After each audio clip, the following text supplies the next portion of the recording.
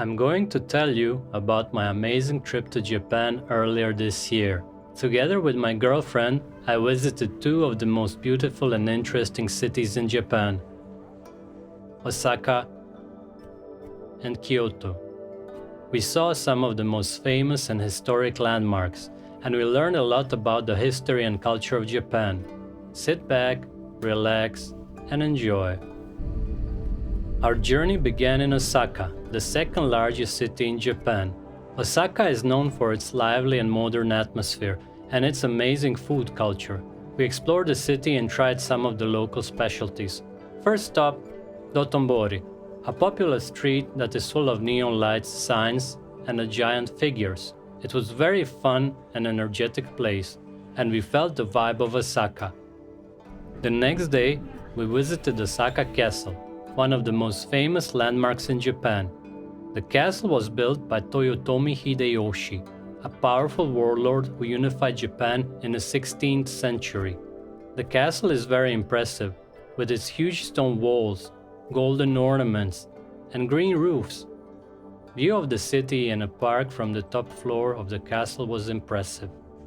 After visiting Osaka Castle, we went to Kyoto, the former capital of Japan and a city rich in tradition and beauty. First place we seen in Kyoto was Nishiki Market, a narrow shopping street that specializes in food and cuisine.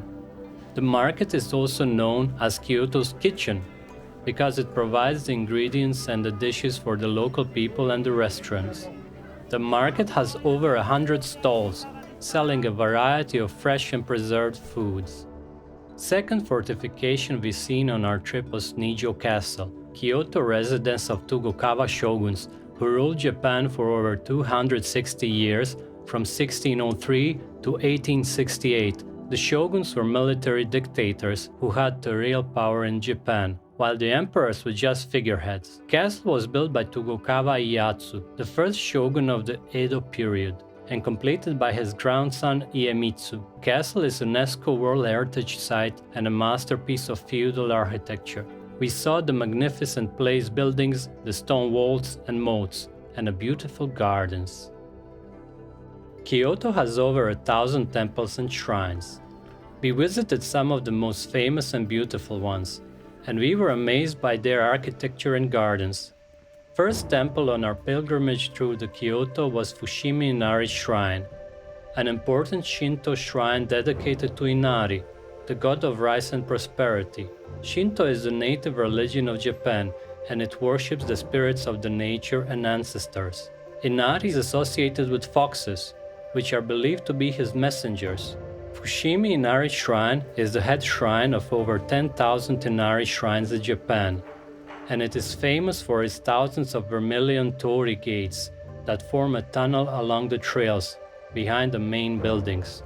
The torii gates were donated by individuals and companies who wished for good fortune from Inari.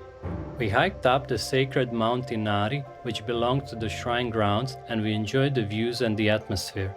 The hike was about 4 kilometers long, and it took us about 2 hours to complete. We saw the main shrine buildings, the fox statues, the smaller sub-shrines, and the bamboo forest.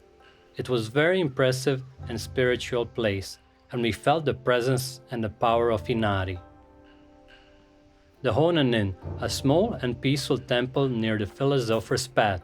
The temple was established to honor Honen, the founder of the Pure Land school of Buddhism, which aimed to make Buddhism more accessible to the common people. The temple is not very famous or crowded, but it is very charming and calm. We were charmed by the pond, a stone stupa, and Ksitigarbha statue. We felt the serene and calm atmosphere of the temple, and we relaxed and meditated for a while. Last temple we have seen is Ginkaku-ji Temple, also known as the Silver Pavilion.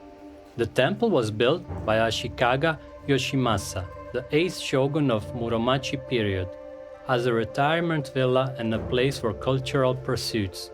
He wanted to make the temple a counterpart of the Golden Pavilion, but he never finished covering it with silver.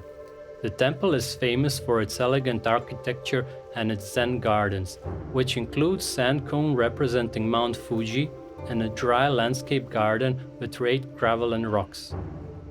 We appreciated the beauty and simplicity of the temple and its surroundings, and we learned about the aesthetic and philosophical values of Zen Buddhism.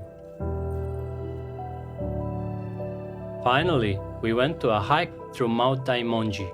We saw the place where there is a fire symbol Dai, which is lit up during the Obon festival in August to guide the spirits of the ancestors. This is Kyoto. View of the city and the mountains from different angles was rewarding. We felt closer to the nature and to each other. The hike was challenging and adventurous, as it was winter and the way was slippery. We had more than one fall, both of us. We ran out of time as dark got near and we got a bit lost. Journey was perilous and scary. So we still have 2 clicks, it's not that far, but yeah, it became quite dark. You coming? To be alone in the dark when Google Maps failed us. But in the end, we managed to make it back to safety. It was a relief to find a way to the city again. You survived. This was the greatest adventure of yours. It's all. Why? No, I think I'm still a bit shocked now. At the end of the day, we went for a nice meal to celebrate our new birthday. If you like this video, please give it a thumbs up, leave a comment and subscribe to my channel. I would love to hear your feedback and suggestions. And if you want to see more videos like this, please check out my other videos and playlists. This is Ivo Lee. Thank you for watching.